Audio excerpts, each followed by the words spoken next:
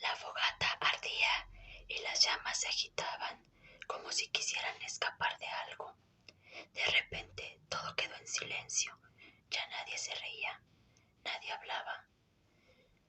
Solo permanecía el susurro de un viento frío que acariciaba nuestros rostros y movía nuestros cabellos.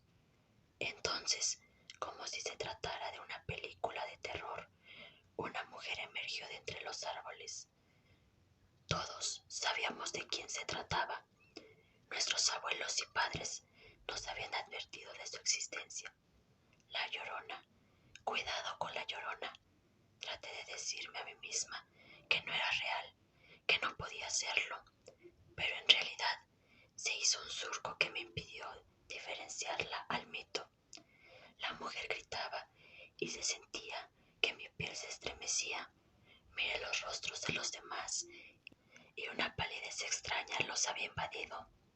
Sus cuerpos estaban quietos, como si temieran llamar la atención de aquel ente. No puedo negarlo, yo también tenía miedo.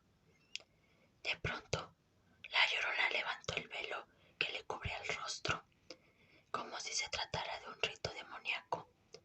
Dejó al descubierto su rostro pálido y demacrado. Sus ojos parecían hurgar en lo más profundo del alma. Me miró e intenté desviar la vista, pero una especie de magia me lo impedía. La contemplé y entonces comenzó a hablar. No, yo no era como me veo ahora.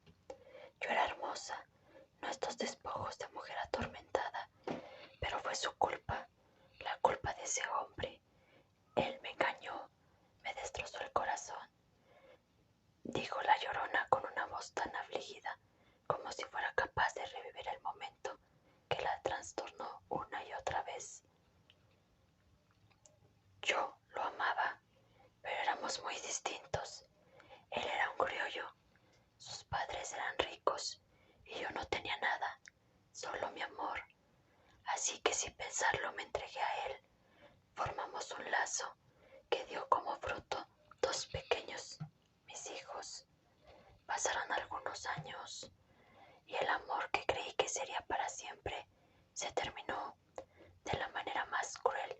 Me dijo un día, voy a casarme, y yo me volví loca. Le dije que no podía hacer eso, que yo lo amaba, que teníamos dos hijos, pero él me tomó de las manos violentamente y dijo que yo era una cualquiera, que él solo quería su dinero. Dijo que yo no lo amaba y que me quitaría mis hijos, mis pequeños hijos. Así que esa noche supe que tenía que hacer. Él no podía llevarse a mis criaturas, yo no podía permitirlo. Esa misma noche fui por ellos y les dije que iríamos de paseo. Caminamos, mis hijos iban muy contentos. Recuerdo sus saltitos y su alegría tan infantil, tan inocente.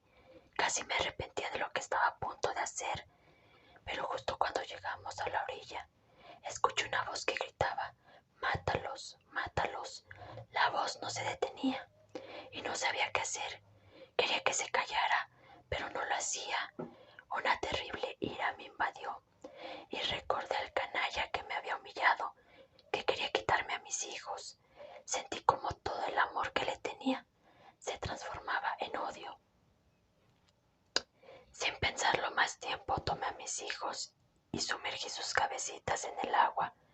Los niños luchaban por su vida, daban golpes al agua, pero yo no dejaba de presionar sus cabezas hasta que de repente ya no se movían. Entonces comprendí lo que había hecho.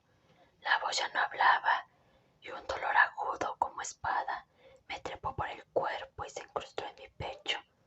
Había matado a mis hijos, yo, su propia madre, quien tenía que cuidarlos y protegerlos.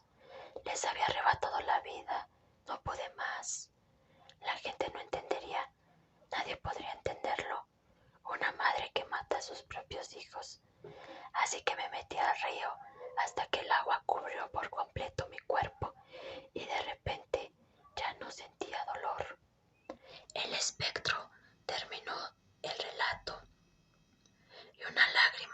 otra humedecía su rostro.